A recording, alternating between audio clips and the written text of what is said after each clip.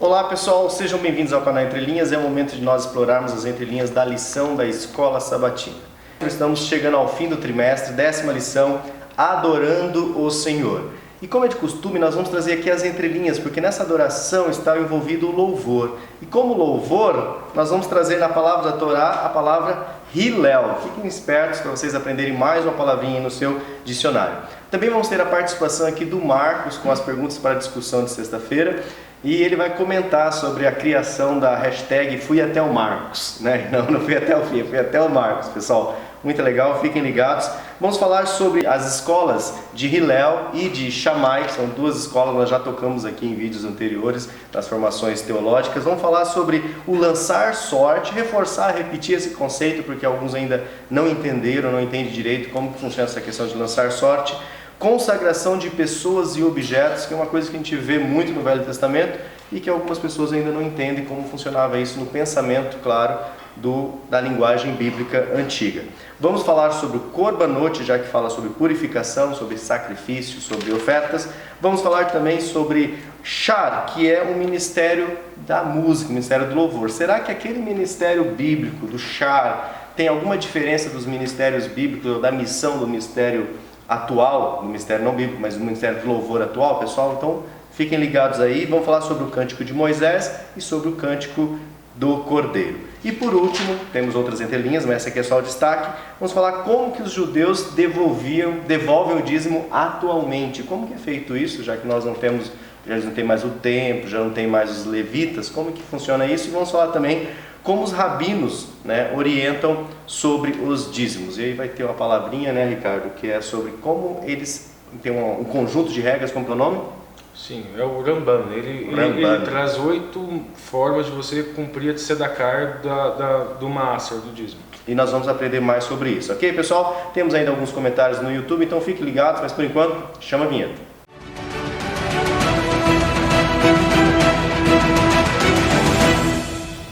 Bom, pessoal, muitas pessoas têm comentado, é importante que você comente, e nós agradecemos a vocês que vocês têm dedicado esse pouquinho desse seu tempo a comentar aqui embaixo. E essa semana, no último vídeo, no vídeo 9, tivemos bastante comentários do pessoal. Nós tivemos aqui a Jane que comentou, fez uma pergunta e aí teve tempo o pessoal do Entre Linhas responder. O David Maciel, Benedito Eugênio, Saskia Câmara também agradecendo, Jaqueline Heirik, Lu Leona, Eliezer Nakayone, Trícia Silva, Esmeralda Viana, minha sogrinha, Antônio Valdinei, que criou a hashtag Fui Até o Marco, né, Antônio?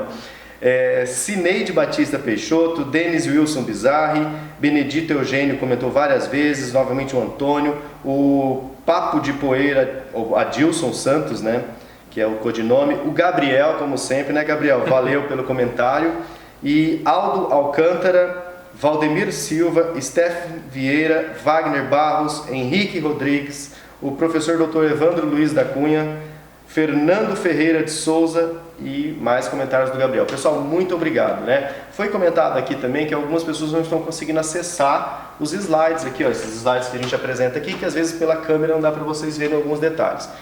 Esses slides estão aqui no link do Google Drive. Lá no Google Drive você vai encontrar, ao clicar lá, você vai abrir várias pastas de todos os trimestres que nós produzimos material. Então é só você achar o trimestre 2019-4, eu conferi agora antes de gravar o vídeo e estão lá todos os slides em formato de PowerPoint e alguns formatos de PDF, ok, pessoal? Então, obrigado por comentar, obrigado por falar que não está conseguindo acessar, porque a gente vai verificando, hoje está acessando, beleza. Se vocês não conseguirem, por favor, comentem aí para que a gente possa manter aí o contato com vocês e fornecer esses materiais que muitas pessoas utilizam. Lembrando também que nós temos o grupo no WhatsApp aqui, né, o grupo 1, o grupo 2, se você quiser participar, o grupo de vez em quando ferve com algumas discussões, de vez em quando aparece umas propagandas que tem nada a ver, a gente tem que excluir as pessoas, faz parte, né, de onde tem 2 pessoas, 3, começa a ter já algum conflito mental. Mas se quiser participar... E onde tem 200? 200 pessoas, você imagina, mas se quiser participar, os links estão aqui embaixo dos 2 grupos. E também tem o grupo só da administração, aquele que quer só receber os materiais dos canais, não quer participar de discussões, não quer ficar recebendo um monte de material que o pessoal fala sobre teologia, sobre assuntos. Então entra no grupo do ADM aqui, que é só nós que postamos, beleza, pessoal? Então vamos lá, palavras da Torá. E a palavra de hoje é Hillel. O que será que significa Hillel. Vamos lá, gente. A lição 10 vai falar sobre o título da lição, Adorando o Senhor. Só faltou, né, que nós temos uma participação especial hoje no vídeo, né, que nós temos uma plateia aí. Chega aí, Lomar, né? Então assim, nós estamos aqui invadindo o espaço dos Adoles.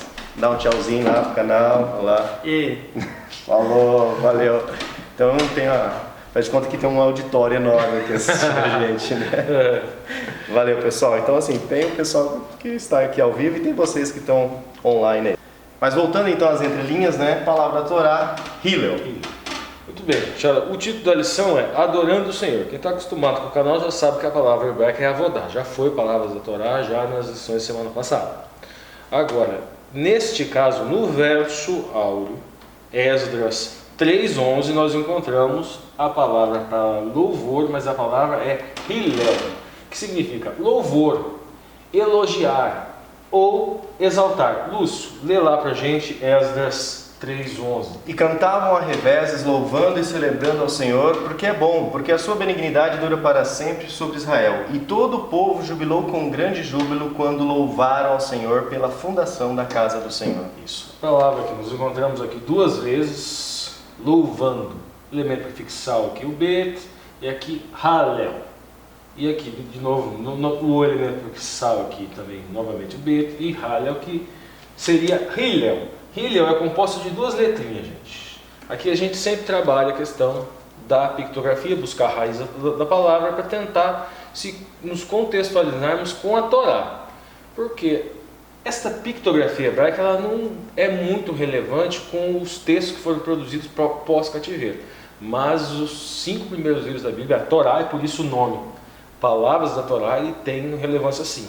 Como o professor falou, devemos tomar um certo cuidado, que não vamos construir doutrina em cima de pictografia. É só um recurso a mais para a gente tentar entender um pouco da cultura daquele povo.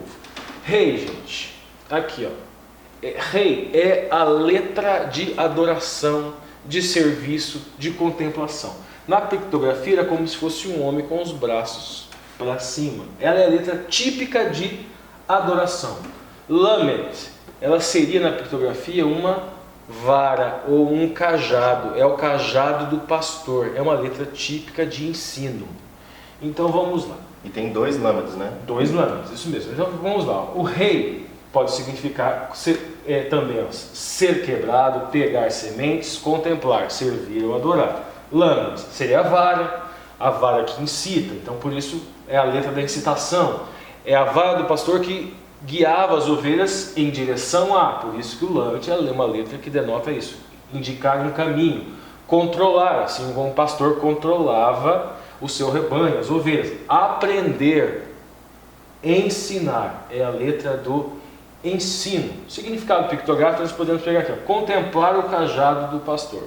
Pode ser também no sentido de você contemplar um ensino, de você contemplar um serviço de ensinar, contemplar o ministério do pastor, ou até mesmo servir se utilizando do cajado do pastor.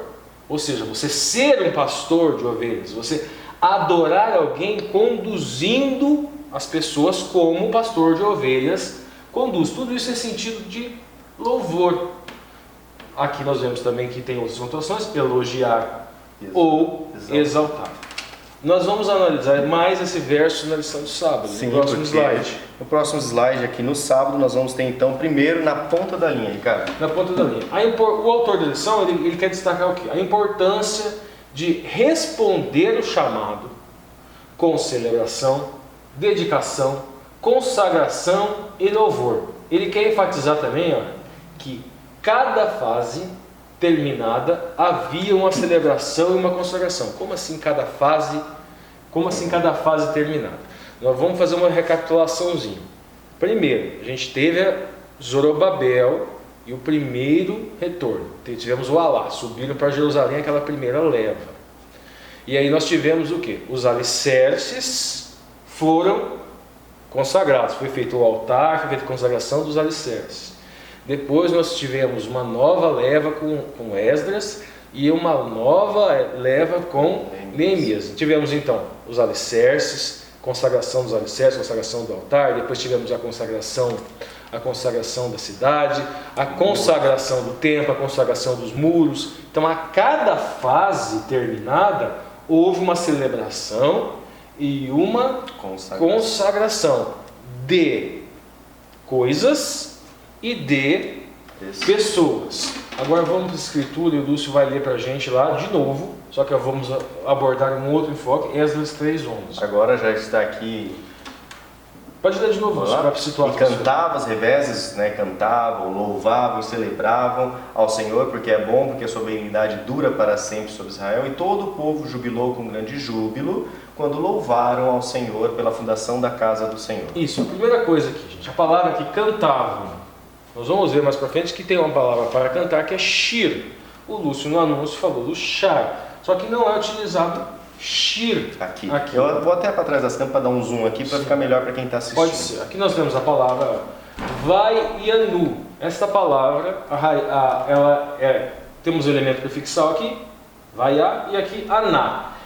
Ela foi traduzida por cântico, só que ela significa um pouquinho mais, ela significa resposta. Aná significa responder, replicar, pode significar contestar, pode significar testemunhar. E também na Bíblia ela é utilizada como cântico. Pode significar sofrer, ser humilhado, ser oprimido, render-se, aceitar, atender ou conceder. Mas por que eu quis trazer essa conotação aqui? Porque este cântico, gente, não era um cântico de resposta. Resposta ao quê? Resposta a uma bênção que tinha sido recebida. Que falamos agora há pouco cada fase. Em cada uma dessas fases era uma bênção. O povo, nós vamos lembrar, Levíticos 26 e Deuteronômio 27. Se cumprides os meus mandamentos. E vamos lembrar que mitzvah é mandamento, mas também é ato de bondade. E é por isso que eles tinham uma maldição sobre eles. Aí vinha maldição, se não cumprir 7 vezes mais, 7 vezes mais, 7 vezes mais, até que o último exílio. Maldição. Agora, se o seu coração incircunciso te humilhar, então eu lembrarei da aliança que tive com os seus pais. Eles estavam recebendo aqui bênçãos, por quê? Porque o coração deles, que era circunciso, estava se humilhando, e o Eterno estava se lembrando daquela aliança e estava retribuindo com bênçãos. E eles estavam cantando, mas é um cântico de resposta à bênção recebida. Eles se humilharam e a bênção era fundamentos, o altar, fundamentos, depois cidade, depois templo, depois muro.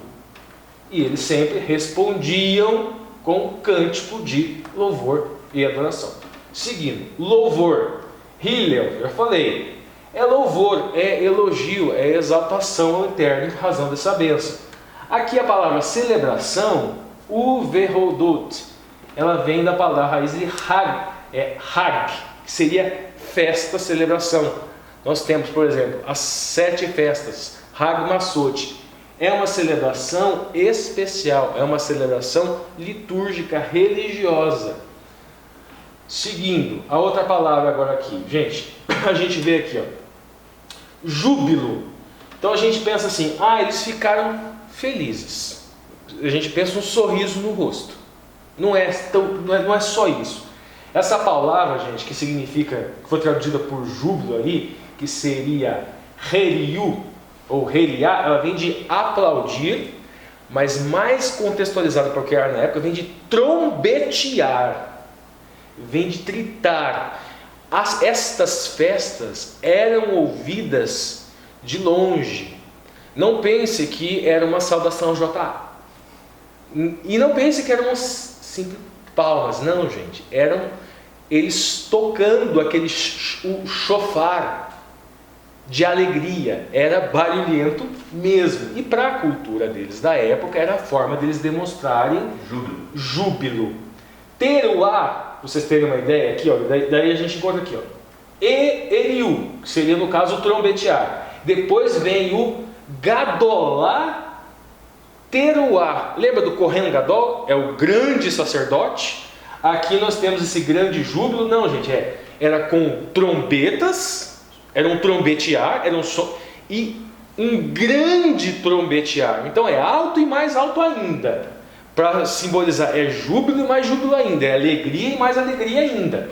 Esse teruá aqui, ó, é som de clarim, é o corno do chofar. O chofar é um chifre. Ruído, clamor, grito, retumbo. Então é um trombetear retumbante, grande, alto, porque gadol é grande. Então é o grande som do corno, é o grande som da trombeta, o grande som do clarim. Lúcio volta e o Lúcio vai ler para a gente a entrelinha de Joseph Benson. Vamos lá. Joseph Benson diz assim: aqueles que só tinham conhecido a miséria de não ter nenhum templo, louvaram o Senhor com gritos de alegria quando viram o fundamento disso estabelecido. Pois para eles isto era como a vida dos mortos, né? A vida aos mortos. Mas muitos que viram a primeira casa, ambos os templos, sem dúvida tinham as mesmas dimensões, mas aqui estava a triste diferença que tirava lágrimas dos olhos dos anciãos, que em toda a aparência não havia esperanças de que os pobres começos do último templo jamais seriam levantados para a grandeza e magnificência do primeiro templo. Isso. Então, os novos não viam a beleza do primeiro, estavam alegres, e os mais velhos estavam entristecidos. Por isso que veio o profeta dizendo que aquele templo seria maior do que o primeiro, porque o Messias pisaria nele. Agora eu trouxe aqui as escolas, gente. Nós não vamos entrar em muitos detalhes sobre as escolas. Eu dei uma caricatura aqui. Dá para ver lá, né? Da Hillel aqui e Shammai. E ele enfatizava muito a questão do amor a Deus, do amor ao próximo, a questão do Hesed, da misericórdia do Eterno. E Shammai, ele enfatizava muito a questão da lei, a questão de você cumprir a mitzvah, de você cumprir os preceitos, de você cumprir as obras. Tem várias histórias com relação à personalidade dos dois, personalidades completamente diferentes, mas por que eu quero enfatizar aqui? Hoje nós vamos falar de louvor e de variedades de louvor. E já a aplicação prática que vai conduzir o estudo é o seguinte, gente. Infelizmente, inclusive, nós tivemos isso aqui onde nós, na nossa região, um grande problema de uma batalha que o único que ganhou foi o inimigo, entre o grupo do Ministério da Música e o grupo do Ministério da pregação, coisa e tal. E o ministério, na verdade, nós vamos ver hoje que o Ministério da Música e o Ministério do Ensino é um só. Não existe dicotomia, gente. Mas você está adiantando. Sim, não existe, já estou adiantando. Não existe dicotomia entre fé e obras. Não existe dicotomia entre justiça e caridade. Dentro da visão judaica, mesmo que alguns, não só dentro da visão judaica, mas dentro da visão bíblica.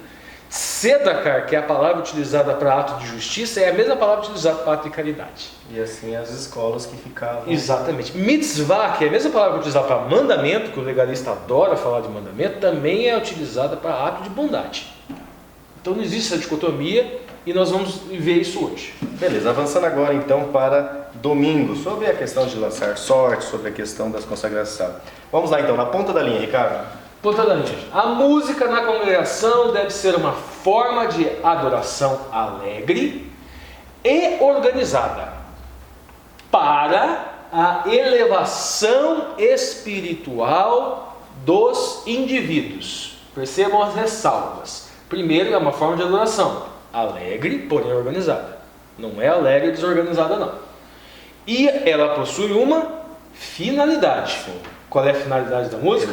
Elevação espiritual dos indivíduos. Nós vamos ver que essa elevação espiritual é mais do que você simplesmente se sensibilizar com a música. Você ficar alegre com a música, é mais do que isso. Nós vamos ver isso. Lúcio vai ler a escritura para a gente agora. Neemias 12, 27. Só contextualizando, a época aqui é mais ou menos 444, 443, podendo ter 445 por aí. E a fase era a dedicação do muro. E na dedicação dos muros de Jerusalém, buscaram os levitas de todos os seus lugares para os trazerem, a fim de fazerem a dedicação com alegria, e com louvores, e com cantos, saltérios, alaúdes, e com harpas. E se ajuntaram os filhos dos cantores, tanto da campina dos arredores de Jerusalém, como das aldeias de Netofate, como também da casa de Gilgal e dos campos de Gibeá e Asmovete, porque os cantores tinham edificado para si aldeias nos arredores de Jerusalém. Vamos lá, gente. Primeiro, nós estamos falando aqui de dedicação, certo? Primeira coisa, nós falamos agora há pouco, pessoas e coisas. A gente vê aqui, ó, o varronucat, tá bom, elemento fixado, elemento fixado, blá, blá, beleza. A palavra hebraica é riné, que significa inaugurar. Então houve uma dedicação do muro, ou houve uma inauguração do muro. Mas também tem a conotação religiosa. Por quê? Riné significa consagrar, não deixava de ser um ato de... Agora, quando se refere às pessoas, olha só, gente, essa mesma palavra riné, educar, ninguém educa muro, né? Mas ele pode inaugurar e consagrar. Agora, instruir, treinar. Então essa palavra de dedicação, quando se refere a pessoas, é no sentido mais de pra cá. Educar, instruir ou treinar. E nós vemos essa dedicação de objetos e de pessoas. Nós vemos nesse texto aqui a questão da dedicação que nós já vimos também, mas nós vemos também a questão da alegria. Aí o simha. Nós já estudamos lá quando foi dita a palavra, o simha Torá é alegria na Torá, alegria na instrução, a alegria ao ser instruídos. Aqui nós estamos vendo aqui uma alegria na consagração, uma alegria também em ser instruído, em ser treinado, em ser educado. E isso era expresso neste cântico aqui que estava sendo entoado. É que a gente perde essa alegria conforme a gente cresce, né? Porque quando a gente é pequeno e algum adulto chega pra gente, ensina e nos treina algumas coisas e fala assim, faz assim, e você consegue fazer, não sei se vocês lembram do seu tempo de criança, faz muito tempo, né? Mas você vai lembrar daquela alegria, você fala assim, nossa, agora eu consigo fazer, nossa, que bom que alguém me ensinou, que bom que alguém me instruiu, ou mesmo só uma instrução que fala assim, aí conta alguma coisa pra você, você sai correndo falando pra tia, você sabe que eu aprendi não sei o que, não sei o que, não sei o que alguém te instruiu? Então essa alegria de você ser instruído, né? De você, cada coisa nova que você descobre, e acho que é bom a gente mesmo um pouco mais experiente sentir essa alegria quando a gente descobre uma palavra na Torá, quando a gente aprende algo que Deus respondeu pra gente, uma palavra esquisita, que você, um trecho da palavra de Deus que você não entendia. Quando a gente acha um canal que oferece um conteúdo que a gente não conhecia. E pessoal, né? Então assim, você fica alegre, porque você fala, não, eu estou sendo instruído, né? Claro que não tem que vir nenhum orgulho ou exaltação própria, né? Então vamos lá seguindo, agora aquilo que o Lúcio falou que eu estava adiantando, gente. A palavra para cantores, tá aqui. Na verdade ainda está terça-feira. Não, é aqui, já está aqui já. Que o Lúcio vai ver isso, dá uma lidinha lá. Aí nós lemos ainda crônicas aqui, ó. Isso, dá uma lidinha. Todos esses estavam ao lado de seu pai para o canto da casa do Senhor, com saltérios, alaúdes e harpas para o ministério da casa de Deus e ao lado do rei Asaf, Jedutum e Emã. Isso, são as duas referências que está aqui na linha da lição, tá, gente? A palavra, primeira coisa, a palavra para cantores aqui, olha, é Sharian, ela é cantor, mas ela é da raiz de Shar, que é poeta ou cantor. Ah tá, então poesia. Daí a pessoa acha, não, eles eram como poesia fosse uma coisa diferente do conhecimento religioso que tinha na Torá. Gente, alguns estudiosos acreditam que 40% do Velho Testamento foi escrito em linguagem poética. Nós temos os Salmos. Os Salmos são chamados de a Torá cantada em forma de louvor, porque inclusive alguns rabinos judeus identificam quais são as porções que equivale a Bereshit, que é Gênesis, Shemot, que é Êxodo, a divisão de todos aqueles salmos divide em 5 blocos. Em 5 blocos. A gente já falou isso no canal. Isso, então veja bem, esta forma poética, inclusive, nós encontramos essa forma poética no livro de Esdras, Neemias, lembrando que não são depois que o cânon dividiu em 2, mas o livro originalmente é livro de Esdras, Neemias, e ele está escrito de uma forma poética chamada paralelismo. Nós vamos explicar mais para frente essa questão do paralelismo. Mas qual é importante aqui no domingo? Que o cantor poeta, o fato de Shar significar poeta, e nós sabemos que se ensinava Torá, se ensinava doutrina através de poesia e através de canto. Nos passa qual informação? Que este ministério da música não era um ministério separado do ministério da instrução doutrinária. A gente vê na Bíblia, não há essa separação do cânon, livros poéticos. Gente, Gênesis, entendemos um livro histórico, mas parte do livro do Gênesis que é escrito em poesia. Esdras, Neemias, livro histórico, ele está escrito em forma de paralelismo. Quiasmo, paralelismo é o quê? Uma forma poética. É a forma poética do povo semita. O Apocalipse é livro profético. Está escrito em forma de quiasmo, ou seja, em forma poética. Então, esta dicotomia entre ministério da música, aqueles que gostam da música e aqueles que gostam da instrução, da doutrina, ela só existe na mente de quem gosta de eleger grupos, de direitos e de pertencer a grupos para se sentir mais fortes e eleger inimigo. Biblicamente essa divisão ela não existe. Que bom, né? Tem mais aqui crônicas sobre a questão de lançar sorte. Sim. E deitaram as sortes acerca da guarda, igualmente assim o pequeno como o grande, o mestre, juntamente com os discípulos, para guardar aqui os muros aqui. Sim, vamos lá, gente. A gente tem que recordar um pouquinho algumas coisas. Primeira coisa, teve o primeiro Alá. Não, teve o primeiro Cará chamado. Teve o primeiro chamado. Para que eles subissem para Jerusalém. Alá, o cara podia estar no Everest, ele ia subir para Jerusalém. Porque além de ser um chamado, não é só um chamado geográfico, é um chamado espiritual. Então, houve aqueles que atenderam esse chamado, deixaram para trás a escravidão, deixaram para trás o paganismo, viraram as costas e subiram para Jerusalém. Agora tem uma galera, tivemos o primeiro com Zorobabel, com Esdras, com Neemias. Agora tem uma galera que já está ali, vamos dizer assim, na cidade. E tem um novo chamado, porque eles preferiam ficar no campo. Só que esse chamado não é para deixar para trás algo que a lei queria que eles deixassem. Não. Por quê? No primeiro chamado é o paganismo. Eles deixaram para trás um contexto pagão. Para então, a nova vida. Né? E isso, mas agora é diferente, porque tem a cidade e tem o campo. Nós estudamos isso semana passada. Não é necessariamente eles escolherem um chamado para se abster de algo que a lei proíbe. Não, era só uma escolha natural. Agora eles teriam que escolher o quê? No campo eles tinham as suas terras, no sentido de herança. Nós lembramos das 12 tribos. Teve uma tribo que não recebeu terra, que foi a tribo de Levi. Eles iriam ficar em cidades específicas, onde tinha o templo, porque o trabalho, eles receberam a maior de todas as missões. O trabalho dele era religioso. Essa tribo, ela não deixou para trás algo que era ilícito. Não, eles poderiam, eles deixaram a herança da terra para adquirir uma herança espiritual. É o caso dos primogênitos, é o caso do Jacó e Esaú, da primogenitura, porque os primogênitos é que faziam isso até que tivesse uma tribo separada. Só para isso. Uma tribo separada exatamente, uma tribo separada só para isso.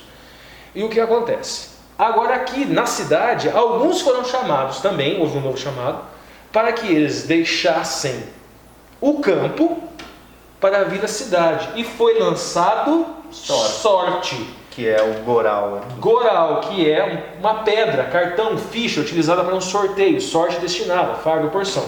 Por quê? Como era algo em que não tinha uma solução na lei, na Torá, na instrução, então se lançava sorte.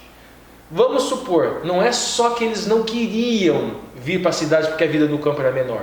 Mesmo que todos esses, não, vamos lá. Sim, foi esse aspecto que nós exploramos mais na semana anterior. Vamos lá, vamos para a cidade, vamos aceitar. Mas não cabiam todos, né? Mas não cabiam todos, então eles lançavam sorte para dizer quem ia, quem entrava na cidade, para quem atendia esse chamado, que é um chamado maior. É um chamado para você se abster, inclusive, de algo que a lei lhe dá permissão.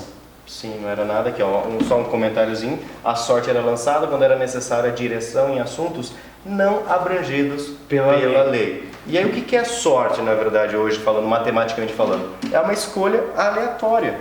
É uma escolha aleatória, é só uma questão que você não cabe, você precisa sortear. Todos tinham direito. Né? No JA, nos cultos, que a gente sorteia, porque alguns irmãos ainda falam, não, isso não pode sortear, isso é jogo, isso é questão de sorte, jogo de azar, está vinculado.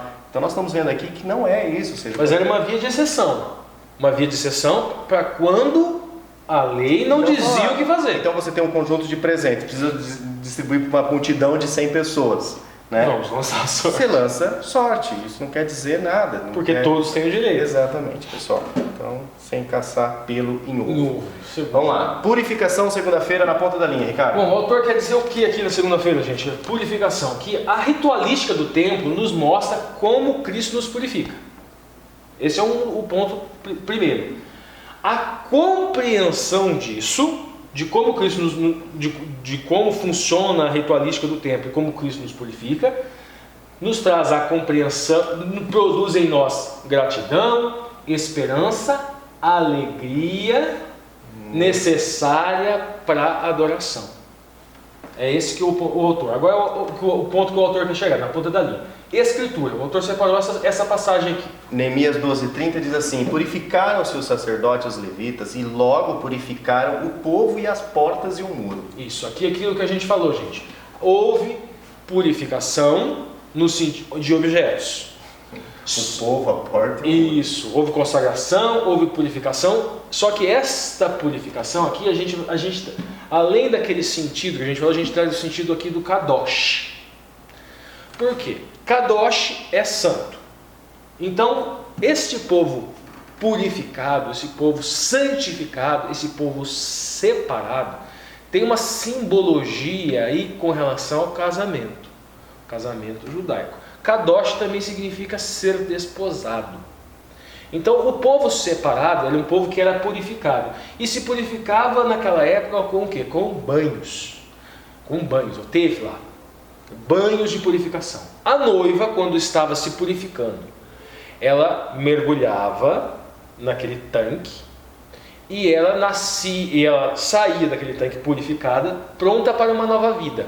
Esse é um símbolo de quê? Esse é um símbolo do Mar Vermelho. Aquele povo, a esposa, entrou no Mar Vermelho. Só entraram, na verdade, dois povos. Entrou a esposa e entrou o faraó com as carruagens, só que eles ficaram mortos lá. Agora, o Israel, a esposa, é como se ele tivesse morrido para o paganismo no Egito e como se tivesse agora nascido para uma nova vida junto com o Eterno. Só fazendo a ponte, né? Essas são as referências sobre a questão de batismo no Velho Testamento. Isso. A palavra utilizada aqui é tahara, que significa tornar-se limpo, tornar-se puro. Também, só trocando sinais maçoréticos, tiher, limpar, purificar, purgar, expurgar ou depurar, tuhur, ser purificado. Esta purificação era feita através dos banhos. Agora, entre linha, o Lúcio vai ler para a gente Adam Clarke, John Wesley e Ellicott. Lê para a gente, Lúcio. Adam Clarke diz assim que isto consistia em lavagens, abstinência de vinho e outros assuntos que em todas as outras ocasiões eram legais.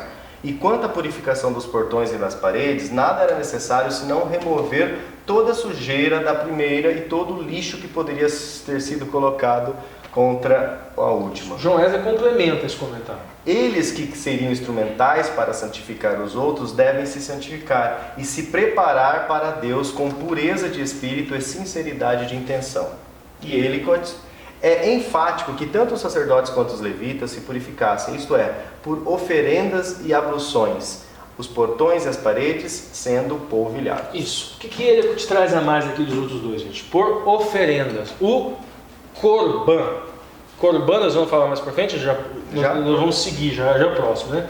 Mas o Corban que eu trago aqui, ó, Esdras 6:20, também está na linha, o Lúcio vai ler pra gente. Porque os sacerdotes e os levitas se tinham purificado como se fosse um só homem, todos estavam limpos, e mataram o cordeiro da Páscoa para todos os filhos do cativeiro e para seus irmãos, os sacerdotes, e para si mesmos. Isso, pode ler a questão do Corban da Páscoa aqui, Lúcio. O Corban Pechá é semelhante ao Corban Shamim, ou Shalamim, né? Isso. Agradecer por algo bom que lhes aconteceu.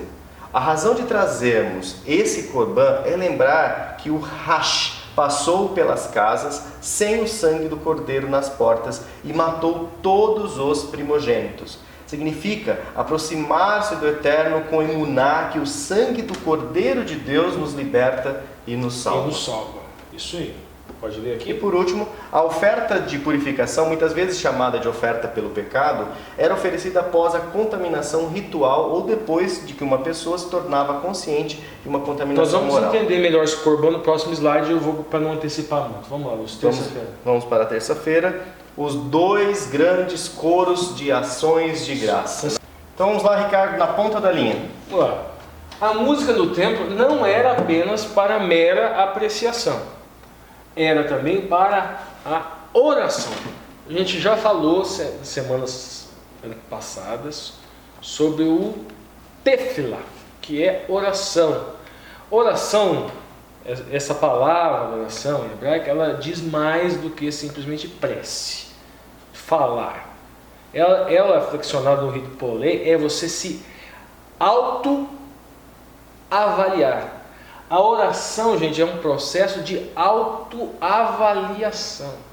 Não é simplesmente um processo de falar com Deus, mas é um falar com Deus sincero. É um falar com Deus não só sincero, mas sem necessariamente como se ele fosse um Aladim, o gênio da lâmpada que vai te dar as coisas. É óbvio que ele tem interesse nas necessidades do seu filho. Nós já vimos, por exemplo, Moisés lá atrás, o receio de Moisés ir atender o chamado em função da sua limitação da fala, e daí Deus o interroga e fala assim: não, mas quem foi que criou a fala? Mas tudo, ele não fala, mas tudo bem no texto, mas o sentido é esse. Ok, então vamos chamar Arão, e ele será por boca, e você será por Deus. Se você ele fará a vez do profeta, e você será. Mas, ou seja, ele se preocupa com essas necessidades. Só que, para o nosso crescimento espiritual, a oração, o papel primordial da oração é a autoavaliação. É você perceber que você precisa do Espírito Santo em você, para que ele possa te fazer querer o Yetzer Hatov, a natureza boa. Então, o cântico, então quando a gente está na igreja, do ponto de vista prático, Sim. nós estamos lá curtindo a melodia, curtindo a beleza, a beleza do entoar das notas musicais por parte do cantor, ou nós estamos em estado de reflexão? Cada palavra, cada frase. Isso, em estado de adoração. Esse é o papel da oração. Vamos lá, você vai ler a Escritura. As Escrituras, Neemias capítulo 12 diz assim: então fiz subir os príncipes de Judá sobre o muro e ordenei 2 grandes coros e procissões, sendo um à mão direita sobre o muro da porta do monturo. Indo assim para a porta da fonte e defronte deles, subiram as escadas da cidade de Davi pela subida do muro, desde cima da casa de Davi até a porta das águas da banda do Oriente. Continua? 38. E o segundo coro, já ia em frente, e eu após ele, a metade do povo ia sobre o muro, desde a torre dos fornos até a muralha larga, e desde a torre de Efraim, e desde a porta velha, e desde a porta do peixe, e a torre de Hananel, e a torre de Meá, até a porta do gado, e pararam à porta da prisão. E o último verso: então ambos os coros pararam na casa de Deus, como também eu e a metade dos magistrados comigo. Então vamos pegar algo relevante aqui, algo importante aqui. Veja bem, eram 2 grupos, na verdade eram 2 grupos de cânticos. 2 procissões, né? Isso, 2 grupos de cânticos, só que eles saíam separados. Mas quando chegou, aonde? Quando o coro parou na casa de Deus, esses 2 grupos, como também metade dos magistrados, se uniram como um só. Nós demos o exemplo agora há pouco dos ministérios separados. Tem várias separações possíveis que pode ter em igrejas por aí. A gente falou, o ministério da música, aquela pergunta, o ministério da música, ele tem diferença daquele do passado? Não deveria ter. O enfoque da música sempre deve ser adoração, ok, mas o enfoque da música também deve ser instrução. Não existe dicotomia entre música e doutrina. Sim, porque quando você prega para alguém, geralmente porque você quer que aquela palavra digerida dentro de si, eleve o espírito da pessoa, Exatamente. que é a função justamente do louvor, justamente do cântico, que é o quê? Elevar, instruir e elevar a pessoa. Pensemos no seguinte, gente, é muito comum isso. O sermão, sem conteúdo, toca-se uma música no final para comover, para tocar a pessoa. O sermão precisa de ter conteúdo, não tem problema nenhum de você tocar aquela música melódica. A música tem basicamente, entre outros, né, de uma forma geral, harmonia, melodia e ritmo, não tem jeito. E eu falo que tem poesia, que é a quarta dimensão da Poderíamos dizer, mas veja bem, não tem jeito. Toda música tem ritmo. O que é uma música rítmica? A música rítmica é aquela que acentua o ritmo. O que é uma música melódica? Aquela que acentua a melodia. O que é uma música harmônica? Aquela que acentua a harmonia.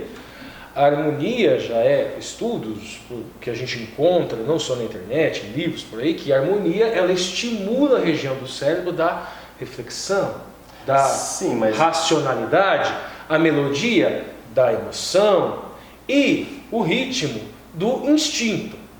Necessariamente nós não podemos dizer que uma é de Deus e a outra não é, mas precisa haver um senso de oportunidade e equilíbrio também.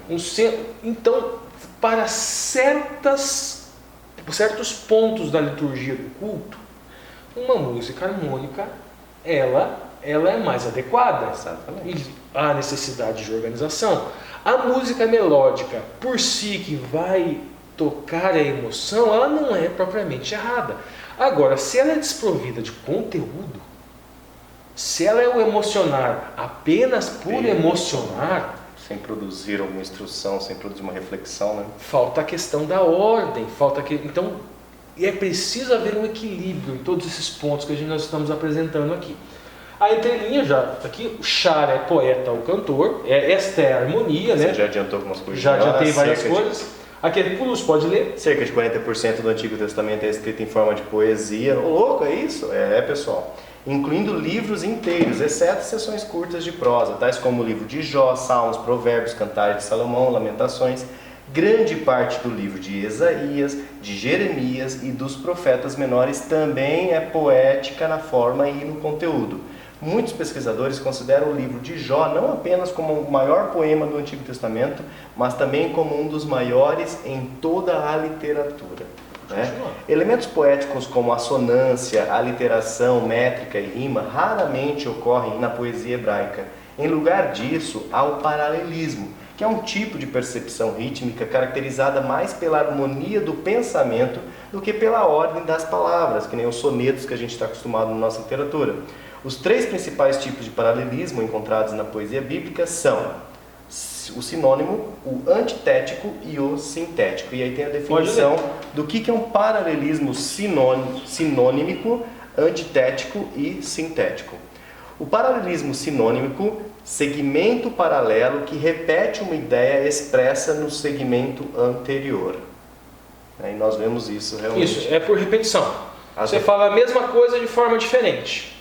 E isso a gente vê direto no livro de Daniel a gente viu isso, muito isso. Paralelismo agora antitético, que é uma construção poética através da qual a ideia da primeira linha torna-se mais clara pelo contraste, pela oposição expressa na segunda linha. Exatamente. Fica mais claro, mas aí não é uma repetição, é um contraste. É o contraste, isso. E o paralelismo sintético, aí sim uma construção poética que amplifica a ideia da primeira linha na segunda, conhecido também como paralelismo climático ou cumulativo. Nesse tipo de paralelismo, contudo, há uma progressão ascendente ou descendente, um desenvolvimento da ideia onde cada linha seguinte amplia a primeira. Como se fosse um triângulo. Conteúdo menos extenso, vai ficando mais extenso, mais extenso, mais extenso, mais extenso. E ainda tem o paralelismo invertido, que é o quiasmo, que a ideia do começo inicial, ela se encaixa com o fim. A segunda ideia com a penúltima. A terceira ideia com a antepenúltima. E o clímax, porque ela é uma espécie também de paralelismo sintático, o quiasmo, no meio. No Apocalipse, as três mensagens angélicas é o meio do quiasmo. Legal. Ainda na terça-feira, né, nós falamos lá na introdução que nós falaríamos sobre os cânticos. O cântico de Moisés e o cântico de Cordeiro. E aí, novamente, nós vamos encontrar também o vínculo com a relação profética. Veja que música está relacionada não só com instrução, mas com profecia também. Leia Êxodo para a gente, 15:1, Lúcio. Então cantou Moisés e os filhos de Israel este cântico ao Senhor, e falaram dizendo: Cantarei ao Senhor, porque sumamente se exaltou, lançou no mar o cavalo e o seu cavaleiro. E aqui a expressão é Shir, Yashir Moshe. O Senhor é a minha força, o meu cântico, Ele me foi por salvação. Este é o meu Deus, portanto lhe farei uma habitação. Ele é o Deus do meu Pai, por isso eu exaltarei. Isso. Então, vamos parar aqui primeiramente, gente. Vamos lá, a gente tem aqui Êxodo 15:1 e 15:2. Aqui fala do Yashir Moshe, ou seja, o cântico de Moisés. E aqui vai falar de um outro cântico, mas esse cântico, ele me foi por salvação, porque o cântico de Moisés foi em alegria da libertação do Egito, alegria da libertação do paganismo, alegria pela salvação. Adivinha qual é a palavra utilizada aqui? Yeshua. Yeshua. Ou seja, o cântico Yashir Moshe é Yashir Yeshua, ou seja, é cântico de salvação, é cântico de Jesus, é cântico de Yeshua, cântico do Cordeiro. A gente vai lá agora e vai entender aqui Apocalipse e Crônicas, para a gente entender a questão do Armagedon e o que tem a ver isso com o cântico de Moisés. Lúcio? Isso, ó, lembrando os links, né? A gente não consegue colocar os índices aqui todos, mas nós já falamos sobre Armagedon num vídeo que ficou bastante claro lá nos trimestres passados, né? E aconselhou-se com o povo e ordenou cantores para o Senhor que louvassem a majestade santa, saindo diante dos armados e dizendo: Louvai ao Senhor, porque a sua benignidade dura para sempre. Esse texto aqui, gente, é uma batalha que teve no chamado Vale de Josafá. Porque a gente já escutou a palavra Armagedon. Har é monte e esse é Megido, é Har Megido, que seria a palavra hebraica. Har é monte, então é o Monte Megido. Só que você olha o texto, a Bíblia, você não acha nenhum Monte Megido. Você não acha. Aí você analisa a geografia, você vê o quê? Que existe, na verdade, uma cordilheira, onde inclusive está o Monte Carmelo ali, entre outros, e um vale no meio, com uma batalha. O que aconteceu justamente é o chamado Vale de Josafá. Então, estes eventos ligados àquela cordilheira, inclusive que tem o Carmelo e o vale ali embaixo, aconteceu uma batalha que é o Armagedon, que foi utilizada como linguagens no Apocalipse para mostrar o que vai acontecer no futuro. E o que aconteceu nessa batalha de Josafá? O povo estava com medo dos inimigos e Deus falou: não, essa batalha não é de vocês. Não é de vocês, essa batalha é minha. Como vai acontecer nos tempos do fim? O que vocês vão ter que fazer então? Eles ficaram cantando. Cantando, mas obviamente um canto daquela maneira com a qual nós falamos, que é um canto de oração, de adoração, de reflexão, exatamente. E os inimigos encontraram com outros inimigos no meio do caminho, se confundiram, lutaram uns contra os outros, e assim como irá acontecer no tempo do fim. Este cântico de Moisés, que a gente encontra lá no Apocalipse, e o cântico, 15, verso 3, né? E o cântico do Cordeiro é um cântico com o mesmo sentido, é um cântico de libertação, é um cântico de Yeshua, um cântico de Jesus, um cântico de salvação. Lúcio lê e a gente vai para o próximo slide. E cantavam o cântico de Moisés, servo de Deus, e o cântico do Cordeiro, dizendo: grande e maravilhosas são as tuas obras, Senhor Deus Todo-Poderoso, justos e verdadeiros são os teus caminhos, ó Reis Santos. Link com Êxodo. Olha aí, para facilitar a memorização, pessoal, Apocalipse 15, Êxodo 15, né? Só para quem gosta de memorizar de mnemônicos. Vamos lá então para quarta-feira, penúltimo dia. Daqui a pouco temos aqui hashtag fui até o Marcos, hein, pessoal? Vamos ver quem chega até o Marcos. Quarta-feira, sacrifícios como parte da adoração, na ponta da linha, cara. Vamos lá. Deve nos causar alegria o sacrifício de Cristo, simbolizado no sacrifício do Cordeiro oferecido pelos judeus. Devemos encontrar o equilíbrio entre alegria e reverência. Escritura, Lúcio. Escritura, Neemias 12:43 diz: e sacrificaram no mesmo dia grandes sacrifícios e se alegraram, porque Deus os alegrara com grande alegria. E até as mulheres e os meninos se alegraram, de modo que a alegria de Jerusalém se ouviu de até longe, como você falou, né? A expressão aqui é zevá, é matança, sacrifício, é o cordeirinho morto. A palavra sacrifício, a gente encontra a raiz dela aqui, ó. A gente tem o hakaravá, a gente encontra no meinho aqui, ó, a raiz que é a mesma de querev. Ó. Então, o sacrifício significa também aproximação, emolação. É daí que vem a palavra korban. Querev é trazer para perto, aproximar-se. Então, aquela matança simbolizava algo que traria o povo para perto. Era um cordeiro que era morto, cordeiro literal, mas o cordeiro de Deus que tira o pecado do mundo, a finalidade daquele cordeiro morrer era trazer a humanidade, trazer essa humanidade para perto, aproximar. Quando nós nos aproximamos em oração, em cântico, em adoração, nós devemos nos aproximar com emuná neste cordeiro, com fé neste cordeiro. Esta é a maneira de nós sermos vistos por Deus como Israel e Acharel, retos com Deus, retos aos olhos de Deus. Quem se aproxima com outra coisa que não o cordeiro, o sangue do cordeiro vestido com as vestes do cordeiro, não é visto como Israel. Agora o Lúcio vai dar uma lidinha aqui pra gente. São duas observaçõezinhas aqui. O significado básico do hebraico para oferta ou sacrifício descreve o ato de se aproximar, o ato de trazer algo à presença do Eterno. O equivalente grego significa dádiva e descreve a apresentação de um sacrifício. Agora aqui vai estar descrito os korbanot. O Lúcio vai ler pra gente uma descrição, uma síntese dos 5. Vamos dividir isso. Entre os mais importantes tipos de oferta estavam o holocausto, lá em Levíticos 1, e as ofertas de cereais, que são as ofertas de manjares, em Levíticos 2. Bem como os sacrifícios pacíficos, que eram as ofertas de comunhão, em Levítico 3, ofertas de purificação, Levíticos 4, e a oferta de reparação pela transgressão ou pela culpa, lá em Levíticos 5. As 3 primeiras eram ofertas voluntárias, que deviam lembrar ao doador, e também a nós, claro, que no fim, tudo o que somos e temos pertence a Deus. O holocausto simboliza a dedicação total de quem faz a oferta. A oferta de cereais simboliza a dedicação de nossos bens materiais a Deus, sejam eles alimentos, animais ou qualquer outra coisa. E os sacrifícios pacíficos eram a única oferta da qual o próprio participante recebia uma parte para o consumo pessoal. Vamos para o próximo slide, vamos entender um pouquinho melhor isso aqui. O diagrama dos korbanot. Korban é aproximar-se. Temos 2 grupos. Deixa eu dar um zoom lá, pode falar. Temos 2 grupos. Korban voluntário, que tem korban olá. Ele era feito com animais. Minha, aí, azeite, incenso, e o slinha, que também era feito com animais. Este korban voluntário é um aproximar-se de consagração. É um aproximar-se de justamente o que estava acontecendo aqui.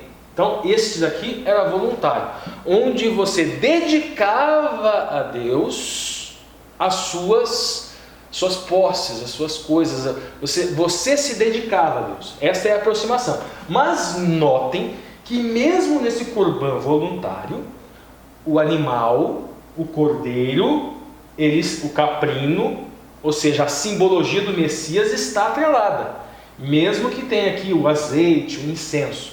Então, esse aproximar-se de ação de graças, ainda assim, ele vinha com a simbologia do Messias. Agora, existe o korban obrigatório, é o korban hatat e o korban Hashem. O korban hatat é pelo pecado, tem um geral e tem um específico. O geral seria o pecado do Kohen Gadol.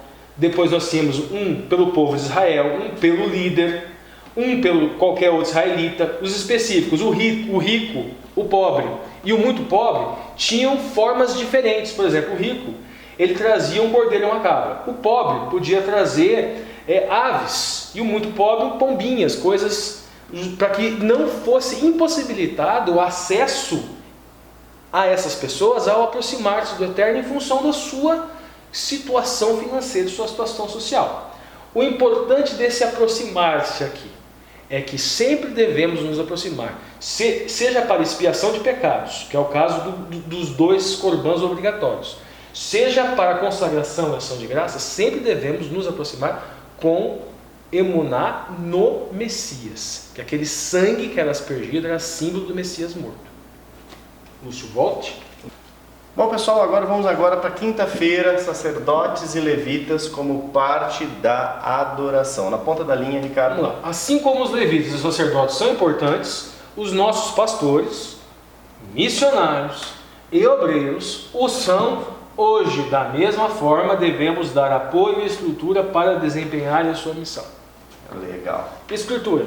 A escritura de Neemias 12:44 diz assim: também no mesmo dia se nomearam homens sobre as câmaras, para os tesouros, para as ofertas alçadas, para as primícias e para os dízimos, para ajuntarem nelas das terras das cidades as porções designadas pela lei para os sacerdotes e para os levitas, porque Judá estava alegre por causa dos sacerdotes e dos levitas que assistiam à lei.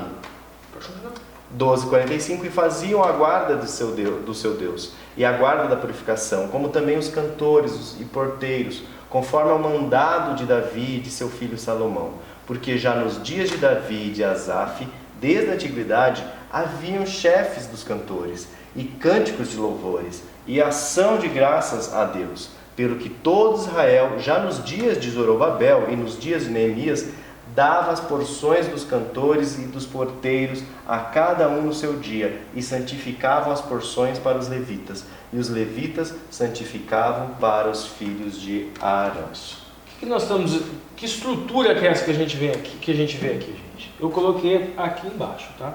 Com alguns acréscimos. Primeiro, a gente tem bicurim. Como que funcionava esse sustento desse pessoal? Porque eles não tinham herança na terra. Então, bicurim. Os primeiros frutos da safra, ou seja, as primícias, eram trazidas para o Kohen, ou seja, para o sacerdote. A tribo de Levi era a tribo sacerdotal.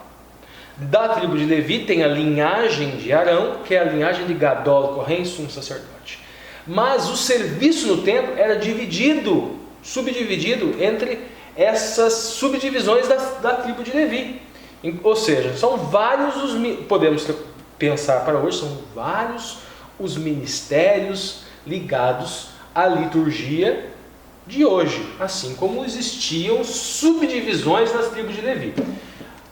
Terumá Gendolá, aproximadamente 2% das colheitas era dada ao sacerdote, era dada ao Kohen. Aí vem Maaser, agora dízimo. Maaser Rishon, chamado primeiro dízimo. 10% do restante era dado ao levita, que por sua vez retirava 10%, chamado também de Maaser Terumá, e passava para o Kohen, o sacerdote. Maaser Sheni, chamado segundo dízimo. Aqui Maaser Sheni e Maaser Ani é em anos alternados. Então, segundo dízimo, no primeiro, segundo, quarto, quinto e sétimo do ciclo sabático, 7 anos. Aí o sétimo ano é o sábado da terra, a terra descansa. O agricultor retirava 10%, o restante da colheita levava para Jerusalém, onde era comido e remido, onde fazia um banquetão. Ele comia, a família comia, e tinha um panelão. É panelão que fala, né?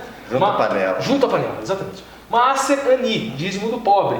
No terceiro e no sexto ano do ciclo sabático, ao invés de levar o Maaser Sheni ao templo sagrado, este era dado aos pobres. Então tem uma alternância aqui. Vamos para o próximo slide. O Lúcio vai dar uma lida agora na nossa entrelinha de como que o judeu faz hoje. Porque o templo foi destruído no ano 70, não tem mais a linhagem levítica, e a curiosidade que a gente vai trazer é como que o judeu, não estamos falando do adventista, o judeu faz hoje. Essa é a orientação que é passada para eles. Dá uma lidinha, Lúcio. Os judeus que recebem seus salários já deduzidos de impostos tiraram 10% do valor para depositá-lo para alguma instituição realmente merecedora. Isso, eles recebem o salário, deduzem o imposto, tiram 10%, e daí eles depositam ele para alguma instituição de caridade, porque não tem levita. É assim que eles fazem. Tem mais detalhes. Aqueles que têm empresas onde sua conta corrente e a da empresa se confundem ou vivem de outros investimentos, devem fazer um balanço semestral e separar o dízimo daí quanto ao lucro dessas empresas. Mais algum detalhe? O judeu deve destinar no primeiro ano de seu prolabore 1/10 do valor bruto para o tzedakah. Tzedakah é ato de justiça e caridade. descontado apenas os impostos. Nos demais anos ou meses, como queira se programar, deverá dar 1/10 de seu lucro líquido para cumprir o preceito. Isso. É assim que eles fazem uma aça hoje. Agora, o último slide, o Lúcio vai dar uma lida pra gente, um conselho de Rambam sobre como praticar tzedakah, como se pratica essa mitzvah. Mitzvah é mandamento ou ato de bondade. Olha lá, Rambam é Maimônides. Ele nasceu em 1135 e morreu em 1204. Pode ir lá, Lúcio. Beleza. Estabeleceu uma hierarquia de 8 pontos, né, de como cumprir a mitzvah. Primeiro ponto, pessoal: dar um presente, emprestar dinheiro, aceitar como sócio ou arrumar trabalho para alguém antes que ele precise pedir caridade.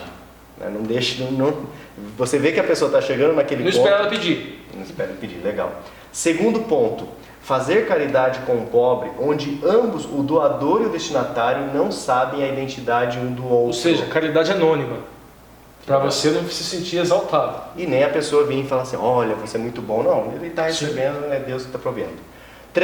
Ponto 3. O doador sabe quem é o destinatário, mas este não sabe quem é o doador. Legal. O destinatário sabe quem é o doador, mas esse não sabe quem está doando. Legal. Como você doa para a asa, né? A asa você doa e você não sabe quem vai ser beneficiado. Esse aqui é o contrário. A pessoa sabe que veio da asa e não sabe de quem foi. O doador faz a caridade antes mesmo de lhe ser pedida. Isso é legal. Você está precisando de alguma coisa, né? Você percebe. O doador dá algo a um pobre depois de lhe ser pedido. Então, também não só você não esperar pedir, mas se pedir, né? D. Sexto ponto, D. Sétimo ponto: o doador dá menos do que deveria, mas o faz de uma maneira agradável e reconfortante. Porque às vezes não tem, você sabe que para uma pessoa que está pedindo, está na rua, o certo era dar uma casa para ele morar, com a cesta básica. Mas você não pode. Mas você não pode. Mas você dá menos do que deveria para a pessoa. Mas faz isso de forma agradável e fala: pelo menos estou aliviando um pouco da sua dor. E o oitavo ponto: o doador faz a caridade com avareza. Ele se sente incômodo neste ato, mas não demonstra. Consta na Shuvararuk, né? Ou Código de Judaico. E não me arrisco a ler, né? Churraro. Se a pessoa visivelmente demonstra desprezo, ela perde o mérito então desta mitzvah. Que interessante esse oitavo, né? Ou seja, quando você ajuda alguém, deixa eu ajudar aqui para parar de encher o saco aqui, né? Aí, ou seja, essa mitzvah não conta, né? Tem que ser reconfortante e agradável. Beleza, pessoal? E agora nós teremos aqui, né, a participação, não menos importante, né, Marcos? Como sempre ele fala, se você chegou até aqui, ele vai repetir essa frase hoje, Hashtag né? Fui até o Marcos. Então, Marcos, com muito carinho, muito obrigado aí, parceiro. É com você. Olá, amigos do canal Entre Linhas. Mais uma semana estamos aqui estudando juntos a Palavra de Deus através da lição da Escola Sabatina. Como eu sempre digo, você que chegou até esse ponto é um interessado no estudo profundo da Palavra de Deus. Eu tenho certeza que você tem se beneficiado muito com esse estudo. Eu quero agradecer de maneira especial 2 pessoas que citaram o meu nome no comentário do último vídeo, que foi o comentário de Lu Leona e também do Antônio Valdinei. O Antônio Valdinei até criou lá uma hashtag, né? Fui até o Marcos. Muito obrigado aí pelo carinho de vocês e que vocês continuem orando pelo nosso trabalho aqui, para que esse trabalho continue rendendo frutos para o reino dos céus. Aqui na pergunta para discussão, que está na lição de sexta-feira, a primeira pergunta diz assim: como encontrar equilíbrio entre a reverência e a alegria? Nós temos a falsa ideia de que a alegria, pessoas que estão felizes, brincando, isso parece que é falta de reverência. Nem sempre é falta de reverência, mas às vezes pode ser. Enquanto que a ideia que a gente tem, vindo aí, porque nós somos um país que até pouco tempo era de maioria católica, né? E os católicos têm a ideia de penitência, né? De autoflagelo, coisas desse tipo, né? E essa cultura vem também para a igreja e nós às vezes associamos a contrição com a espiritualidade, mas a Bíblia diz que o fruto do Espírito, né, é a alegria, e a Bíblia até recomenda a alegria. O apóstolo Paulo diz lá no capítulo 4 de Filipenses 4:4, ele diz assim: alegrai-vos sempre no Senhor. Acho que o grande ponto de equilíbrio é esse verso. alegrar-se no Senhor, é alegrar com a noção de que Deus ele está presente na nossa alegria, em todos os momentos da nossa vida. Então, se a nossa alegria não exalta Cristo, se ela ofende o nosso próximo, zomba de alguém, ou afasta alguém de Jesus de alguma forma, nós devemos rever o nosso conceito de alegria. Então, a alegria ela deve sempre exaltar, e nós devemos nos alegrar pelas bênçãos que Deus tem nos dado, pelas bênçãos que Deus tem feito na nossa vida, né? Pelos milagres que Ele tem feito na nossa vida. Nós somos muito rápidos em ir para a igreja falar da dor nas costas, do joanete, ou de tantas coisas que podem estar nos afligindo, e depois somos tardios em voltar para agradecer pelas bênçãos que Deus tem nos dado. Então, acho que falta um pouco dessa alegria, porque o povo de Israel se alegrou quando eles viram como Deus cuidou dos seus antepassados, como Deus cuidou para que eles pudessem terminar a construção do muro, e se alegraram nas promessas de Deus, que são promessas válidas para o futuro. Então, quando nós nos alegramos no Senhor, ou seja, nas promessas e nas bênçãos do Senhor, essa alegria é sempre uma alegria santificada e não fere de maneira nenhuma a nossa reverência, né? Pergunta número 2 diz: os israelitas colocaram o muro de Jerusalém sob proteção divina, através ali da dedicação, né? Aí Salmo 127, verso 1 diz assim: se o Senhor não edificar a casa, em vão trabalham os que edificam. Se o Senhor não guardar a cidade, em vão vigia o sentinela. O que isso revela sobre os nossos esforços pelo Senhor?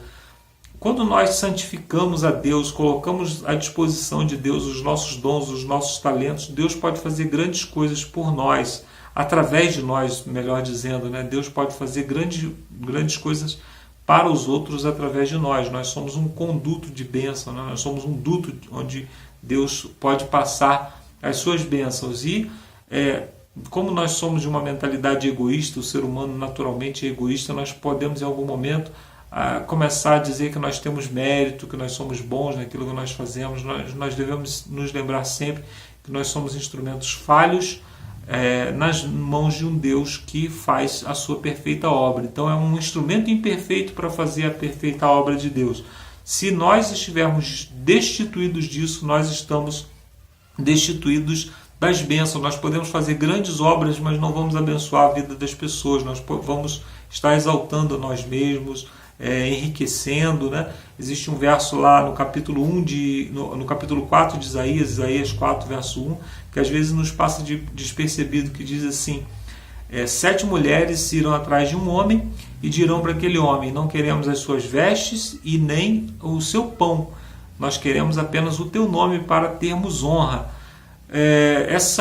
Esse verso, se nós colocarmos ele profeticamente, né, as mulheres são igrejas, né?